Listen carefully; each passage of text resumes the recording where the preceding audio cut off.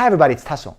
How often do you finish off work just to come home and be totally empty, drained, no energy to do anything, to be present with your loved ones? The only thing you can do is jump on the couch and switch on the TV to browse through the channels.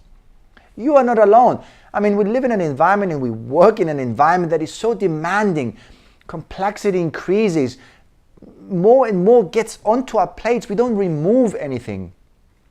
You know, I've read somewhere that at any given time during your day, you should be either doing your best work or recharge, recover. But guess what? We're not doing any of those. We're not doing our best work. We focus on little busy things, fine-tuning here and there, not really those elements that move us forward. And we also don't take time to recharge. We, eat at our desk or don't take enough breaks, don't walk around. Yes, we need to perform. There's a lot to do. I understand it, but we need to perform in a healthy way, in a sustainable way. So how do you do that? Well, one way is to apply proper time management. You need to understand and define what you're working on, be very clear and specific about your actions, and then find your style to go through the day and actually get those things done that you promised yourself to do. This will energize you, and this will get you, feel good about yourself. I made another video about this to help you understand where there might be elements that you can tweak to improve your time management. Please watch out for the little YouTube iCards. There is a link you can click and go to that video. Watch that video to see how you can improve your time management. But time management is not enough. Time management is one aspect. For proper and more complete self-management, you also need to look at your energy. Yes, that's right. Not only time management, but energy management. Why is this? Well, look at this. You cannot make time. You cannot expand time. On the contrary, you very well can make energy. You can energize yourself and you can expand your energy. And so this video is about giving you the tools, giving you the awareness of what it is you can do in order to energize yourself. And without further ado, I want to jump right away into the 4 dimensions of energy that I hope I can bring to your attention, that I hope I can make you become more aware of those things that you can look at that drain your energy and what you can do in order to recharge. So when I talk about energy dimensions, of course I don't mean it in the sense of space-time continuum dimension kind of thing. Dimension in this case is more like, the different types of energy, the different categories of energy. Imagine yourself like a battery. You're a battery and your battery has 4 compartments, and there's 4 different compartments. All of them need attention. You should not avoid or disregard some of them. All of these 4 need to be recharged, and they all are responsible for draining your energy, but they all have their little elements and their ways to recharge and fuel your entirety of your energy. So let's get through this. Number 1 is your physical energy. And your physical energy, of course, it's common sense, but as you know, common sense is not always common practice. Physical energy refers to your body, refers to your physicality, refers to your energy, how you feel energized and vibrant throughout the day. And it's the most fundamental of these 4 categories, of these 4 dimensions, because it fuels all the other ones. You need to feel appropriately charged in order to move through the day, with your vibrancy and enthusiasm that you can have. And there are 4 elements that you need to pay attention, those elements that fuel this physical energy. And these 4 elements are nutrition, hydration, movement and sleep. Imagine yourself, how do you show up on a day when you had a bad night's sleep?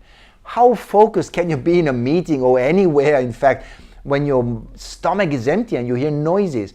So it is really down to what you eat. It's down to drinking enough.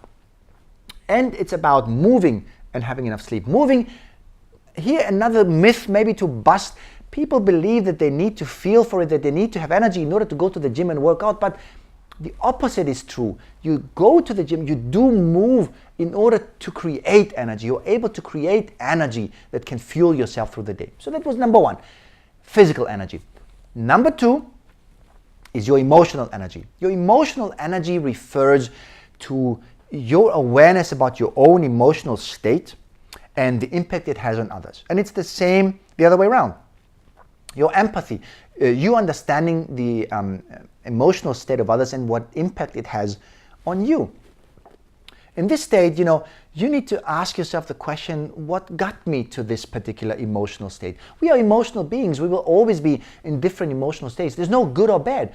You can feel angry and you can feel sad, you can feel grief, you can feel enthusiasm and passion and excitement, or creativity and joy. At different times of the day of your life, in an hour, you might go through these in a particular minute, but you need to become aware of what gets you there. And you need to become aware of ways to move you from those states that might be not helpful right now. These are signals that you can become aware of, and ways to get into that state that that you can access your resourcefulness to move forward. And things that can help you are things you probably have heard of and probably have realized. I just put them in another context now. But for instance, gratitude is one very important mechanism to ground you and make sure that you go back to understanding and be grateful for what you have, to move in a state that is more energetic to move you forward. Another one is music. You can imagine how it makes you feel in the car when you switch on the music, when you turn on the music, and it's nice music that is empowering you and energizing you. It changes completely your emotional state. Another one is meeting people. We're social animals. As much as we're emotional animals, we're social animals. So meeting with people, connecting, engaging. Unfortunately, smartphones take it away from us, this emotional character, this connection and engagement with others. But it is so vital. And here's another thing that many, many people do wrong. These things that actually fuel our emotional energy, which is, calling a friend, calling your parents, meeting with somebody to discuss, help them build yourself up or help build them up. These things that actually would fuel energy, when we don't feel good, when we feel busy, we just say, okay, now I'm going to do this another time. But these are exactly those things that would actually give you the energy to move forward. That was number 2. Number 3 is your mental energy. Now, mental energy dimension, the mental energy dimension, refers to your focus, the focus that you give to everything you do. And the mental energy in this case is drained by 2 main things. Number 1 is multitasking. Yes, I hear you saying, oh, what are you talking about? I always multitask. I can do many things at the same time. You might think that you can do many things at the same time, but the reality is that most people do them just very, very nicely staggered and in a sequential way. And you might be able to do this, but you can never focus on more things at the same time. You can always focus on one thing at the same time. Picture yourself driving the car. You're listening to a very, very nice show that you enjoy and you're paying very much attention.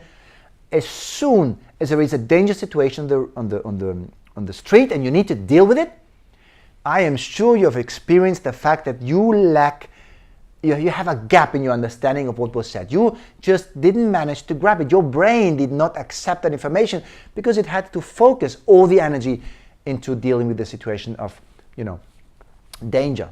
So multitasking is really something to avoid, and this is something to pay very, very close attention to and do one thing at a time. The other thing that drains our mental energy, the focus we put to everything we do, is our negative self-talk, our inner critic. It's very important in this, and this is one way you can look at this, to understand and become aware of what the stories you're telling yourself. What is holding you back? What are you telling yourself that you can or cannot do? And turn this story into a more positive story, from old story to your new story. This will refuel you. And one thing that can help people to do that, one thing that has proven effect on your focus and your mental health is, for instance, mindfulness and meditation, because it helps you ground back and put back your thoughts, understand more where things come from, and change the thought that is from a non-empowering and criticizing to a more empowering thought.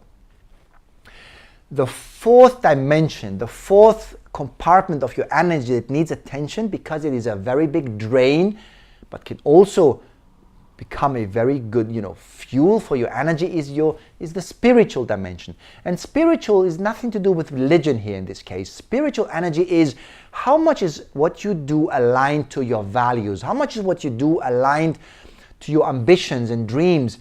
How often, how can you possibly get out of the bed in the morning and feel good about what you're about to do, looking forward to what you're about to do?